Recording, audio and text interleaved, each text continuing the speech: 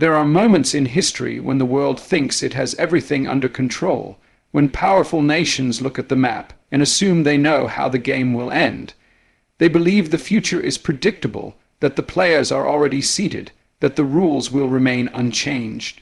But somewhere in the shadows, without making noise, something begins to move. Something begins to grow. It doesn't scream for attention. It doesn't beg to be noticed. It simply prepares quietly, relentlessly, patiently. This is not the story of a loud revolution. This is not the story that makes headlines.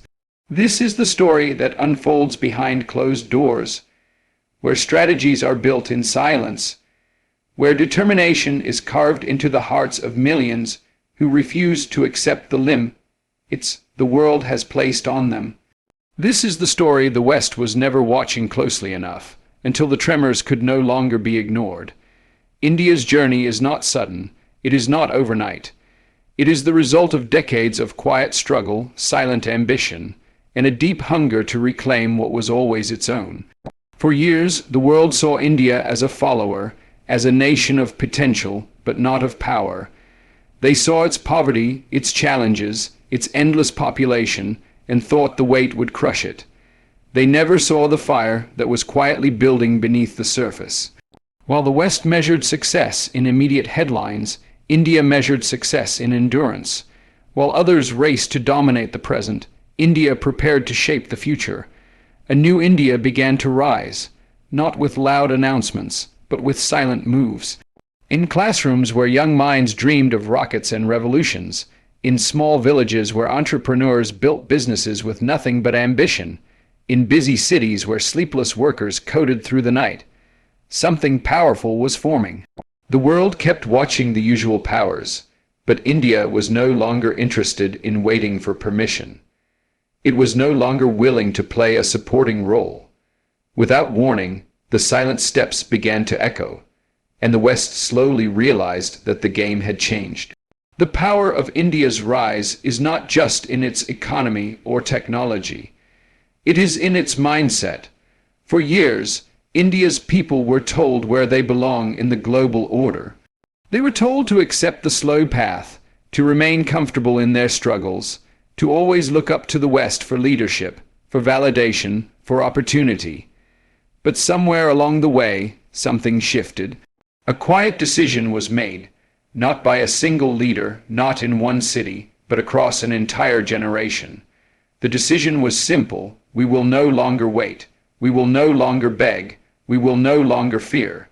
India's awakening is silent because real power does not need to announce itself. It does not need approval. It does not need applause. It builds in the shadows until it is too large to be pushed back. And by the time the world notices, it is already too late to stop it. The West, so used to controlling the narrative, so comfortable with being the center, now looks over its shoulder. What is India building? How far has it come? How quickly will it overtake? There is fear in the unknown, and India has become the unknown that keeps moving forward, step by silent step. This awakening is not driven by anger. It is driven by something far more dangerous to those who fear change. It is driven by belief, belief in potential, belief in destiny, belief that the time has come to rise. The young are no longer waiting for opportunities to be handed to them. They are creating them. The innovators are no longer copying. They are leading. The leaders are no longer asking. They are building. And behind all this is a quiet, unshakable confidence. A confidence that says the limits that once defined India no longer apply. The world expected India to struggle with its weight. Instead, India learned to carry it with pride. The world expected India to remain dependent. Instead, India is learning to stand alone. The world expected India to chase what the West had already built. Instead, India is building its own future, one that does not ask for permission, one that does not follow the old maps. And now, as the silent steps grow louder, the West begins to sense that something unstoppable is approaching. They do not know when it will fully arrive.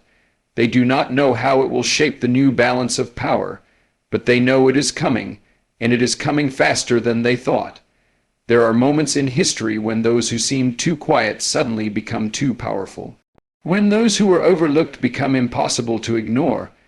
When those who are held back break through with a force that cannot be contained. This is one of those moments. The untold story is unfolding. The next step is coming, and the West is beginning to realize what they never wanted to admit. They are not ready. They thought they knew where the power would come from. They thought they had already mapped the sources of strength, the centers of innovation, the leaders of the future. They thought India would remain where it was, quietly playing its part as a support system, never as the architect. But they miscalculated. They underestimated the weight of quiet determination. They did not expect that the next wave of power would rise from where they had stopped looking. They did not expect India to build a strength they could not control, a strength that does not need their validation, their resources, or their systems. It began slowly, almost invisibly, but when it surfaced, it was undeniable. The world was watching for military expansion, for economic wars, for political domination. But India's power arrived through a different door. It came through technology, through digital revolutions, through a mastery of the very systems that the West had once believed only they could lead. India did not follow the predictable path. It created its own route. From software development that powers the world's biggest corporations to leading space missions that cost a fraction of the Western budgets, but deliver spectacular results. India quietly crossed the thresholds that were once believed to be out of reach, and each step shattered the comfortable predictions the world had made about where India's ceiling was supposed to be. India's rise in technology was not accidental, it was intentional.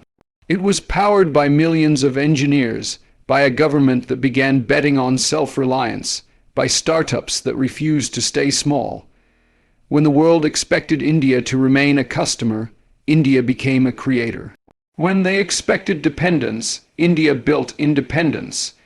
In artificial intelligence, in software exports, in mobile infrastructure, India is now setting new benchmarks. The West is beginning to see that the products, the platforms, the innovations that once flowed only from their side are now being shaped by minds thousands of miles away. Minds they no longer control. But the power that they didn't expect is not just in what India builds, it is in how India builds it. While the West continues to be tangled in high costs, bureaucracy, and complacency, India is mastering the art of building faster, cheaper, smarter. Indian scientists are launching satellites into space for the cost of a Hollywood movie. Indian entrepreneurs are scaling billion-dollar companies with limited resources but unlimited ambition. Indian medical advancements, IT solutions, and digital governance are reaching levels of efficiency that are forcing the West to rethink their own slow, expensive systems. And this is where the fear begins to grow, because India's next step is not simply to rise. It is to outpace. It is to set a speed that the traditional powers are struggling to match. The old world is realizing that India's ambition does not come with their familiar weaknesses. India is not burdened by the cost structures, by the political divisions, by the social fatigue that many Western nations now face. India is driven by youth, by hunger, by an urgency to catch up and move beyond. This is a combination the world was not ready for. A population that is young, a system that is learning, and a willpower that refuses to stop. The fear is not just that India is growing. The fear is that India is growing on its own terms. For decades, Western companies, governments, and institutions shaped the development of the world. They set the conditions, they provided the technology, they held the keys. But India has started building its own doors. It is no longer waiting to be invited into the room. It is building its own rooms, its own systems, its own networks, and those networks are expanding not just within India, but globally. Trade routes are shifting. Alliances are changing. India is forging deep partnerships with nations that were once locked in Western influence. Countries are turning toward India for technology, for medicine, for strategic collaboration. The West, so used to controlling the terms, is now realizing that India is setting some of its own. There is no comfort in watching a nation you thought would always follow suddenly decide to lead. The world is waking up to the fact that India's next step might just pull others along with it, creating a new power structure that no longer needs the West at the center. What makes this moment so unsettling for those who fear change is that there is no single point to attack, no one strategy to stop. India's power is decentralized. It's in the small towns where students are building solutions that go global. It's in the startups that explode overnight into international giants. It's in the policy shifts that are turning dependence into dominance. It's in the people, in the billions, moving together with the quiet belief that they can build something the world has not seen before. The West is watching, but it is not leading this time. They see the momentum building, but they cannot slow it down. They see the foundations shifting, but they cannot stop the construction. The power they didn't expect is already here, and it is moving faster than they are prepared for. India is stepping into a role that was never offered, but is now being claimed. This is not a fight. This is not a negotiation. This is a quiet takeover of possibility, of speed, of innovation. And for those who spent decades believing they would always be ahead, this is the most unsettling power of all. They always believed they would be the ones telling the story. For generations, the narrative belonged to them. They decided who the heroes were, who the villains were, who deserved attention and who would be forgotten. They wrote the headlines, they printed the history books, and they shaped the image of the world in their own voice. India was always there, but rarely at the center, rarely in control of its own image. It was often the background, sometimes the curiosity, but almost never the force.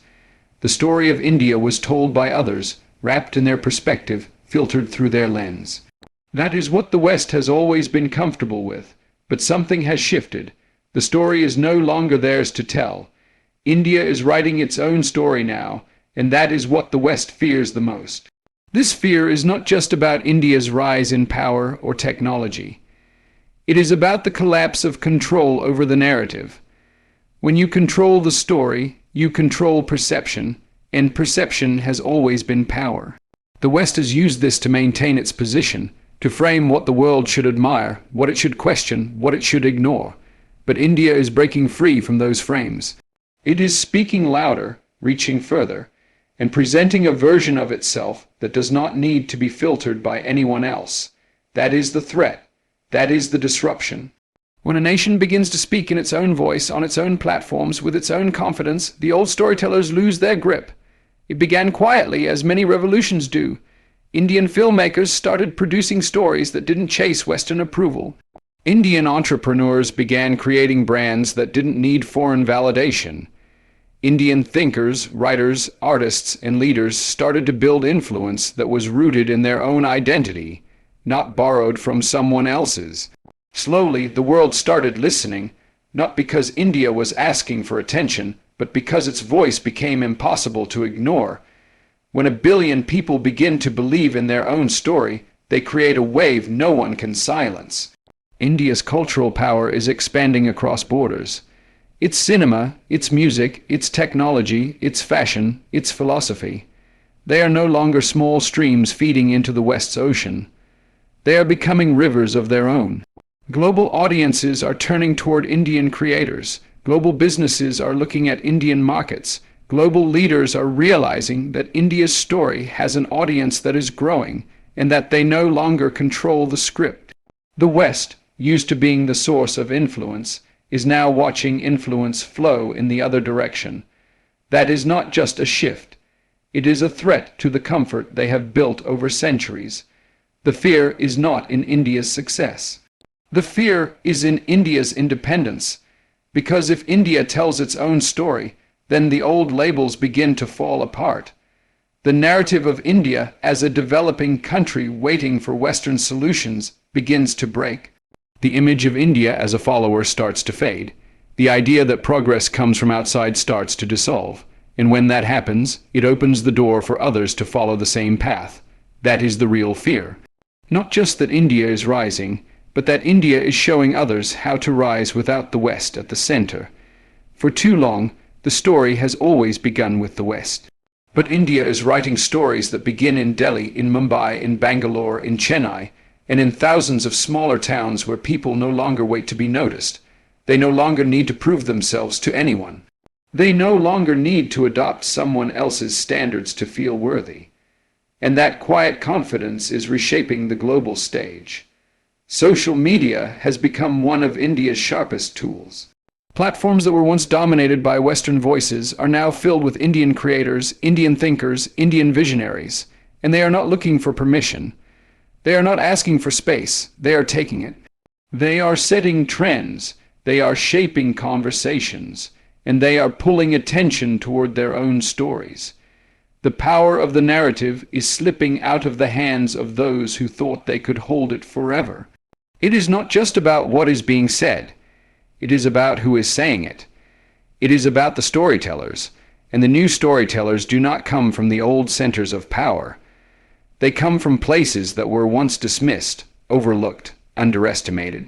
They come with accents that were once mocked, with cultures that were once seen as secondary, with ideas that were once brushed aside, and now they are being heard, they are being followed, they are being respected. That is the new reality that the West fears. India is not erasing the old stories. It is simply adding its own, louder than before, stronger than before, undeniable now. And this is not just about pride. It is about power. When you control your own story, you control your own image. When you control your own image, you control how the world treats you. And when you control how the world treats you, you change your destiny. The West is beginning to understand that India's next step is not about catching up. It is about standing beside, or even ahead, without needing to be compared, without needing to be measured by someone else's yardstick. The fear is that India's story will inspire not just itself, but others who have been waiting to hear their own voice. The untold story is no longer untold. It is unfolding in real time, and it is growing louder every day. The world is shifting, quietly but powerfully. India's rise is no longer just a possibility. It is a reality unfolding step by step, day by day. The West can sense it, but they cannot hold it back. They watch as India builds new alliances, forges new partnerships, and strengthens its position on the global stage. India is no longer looking to fit into the structures built by others. It is designing its own. It is reshaping trade, redefining technology, and writing new rules that no longer rely on anyone else's approval. The silence of the past is gone. The steps that once went unnoticed now echo across continents. The momentum is undeniable. It is not a wave that comes and goes. It is a current that keeps pushing forward. For years, India was told it must depend on others. It must rely on foreign investment, on imported technology, on global systems built far away. But now, India is becoming self-reliant. It is learning to build for itself, to supply itself, to lead itself. It is no longer just participating in global markets. It is starting to set the tone. In space, India is reaching new heights. In defense, it is strengthening its shield. In technology, it is creating solutions faster, cheaper, and smarter than many thought possible.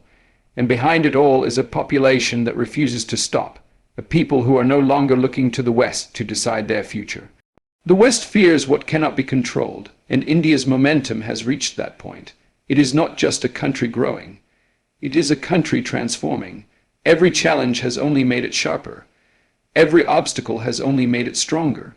Every setback has only built more determination, and now the West stands at a point where they cannot slow this movement.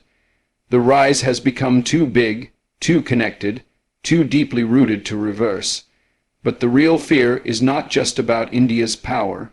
It is about what that power will inspire.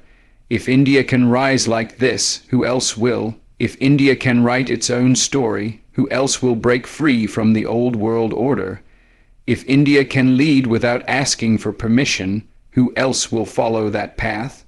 The West knows that when one giant moves, the ground shakes and others begin to rise as well. And once that momentum spreads, the world they built can no longer hold its old shape. The fear is not just about India's next step. It is about the steps that will follow, the doors that will open, the new map that will be drawn. India is not rising to take revenge. India is not rising to conquer. India is rising to claim its place, to fulfill a promise to itself, to finally stand where it was always meant to stand. And this rise is not something that can be negotiated away. It is already moving. It is already happening. It is already too late to stop it. There comes a moment in every great story when the silence breaks, when the invisible becomes undeniable, when the ignored becomes the leader. That moment is now, and the West, which once wrote the chapters, now watches as a new author takes the pen. The story has changed hands. The future is no longer waiting. It is here. It is moving. And it is moving with the unstoppable force of a nation that has finally remembered who it is. India is not coming. India has arrived.